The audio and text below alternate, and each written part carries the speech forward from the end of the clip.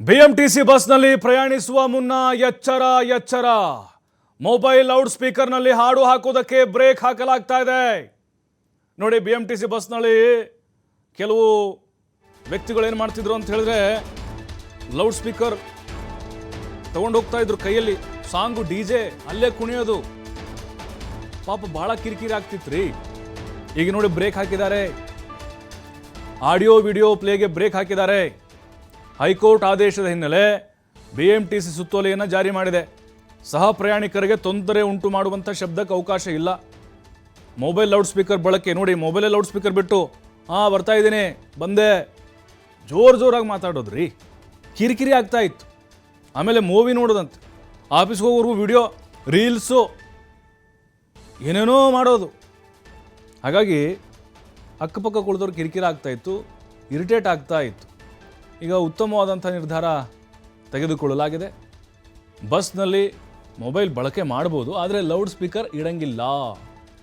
ಪಕ್ಕದವ್ರಿಗೆ ತೊಂದರೆ ಆಗಬಾರ್ದು ಈ ರೀತಿ ನಿಯಂತ್ರಣಕ್ಕೆ ಸೂಚನೆ ಕೊಡಲಾಗಿದೆ ಸಾರ್ವಜನಿಕ ಶಿಸ್ತು ಕಾಪಾಡೋಕೆ ಬಿಎಂಟಿಸಿ ಅಧಿಕಾರಿಗಳಿಗೆ ನಿರ್ದೇಶನ ಹೋಗಿದೆ ಈಗ ಹೈಕೋರ್ಟ್ ಆದೇಶ ಬಂದಿತ್ತು ಹಾಗಾಗಿ ಬಿಎಂಟಿಸಿ ಈಗ ಈ ಸುತ್ತೋಲೆಯನ್ನು ಜಾರಿ ಮಾಡಿದೆ ಎಲ್ಲರೂ ಕೂಡ ಇದನ್ನು ಫಾಲೋ ಮಾಡಲೇಬೇಕು ಅಲ್ಲಿ ಸಹಜವಾಗಿಯೇ ನಿರ್ವಾಹಕರು ಏನಿರ್ತಾರೆ ಕಂಡಕ್ಟರು ಅವ್ರಿಗೆ ಅವಕಾಶ ಇರುತ್ತೆ ಇದರ ಬಗ್ಗೆ ಗಮನಕ್ಕೆ ತರಲಿಕ್ಕೆ ಬಟ್ ಸಾರ್ವಜನಿಕರಿಗೂ ಕೂಡ ಇನ್ಮೇಲೆ ಹತೋಟಿಗೆ ತಂದಂಗೆ ಆಗುತ್ತೆ ಇದು ಯಾಕಂದರೆ ಮನೆ ಅನ್ಕೊಂಡ್ಬಿಟ್ಟಿರ್ತಾರೆ ಕೆಲವೊಬ್ರು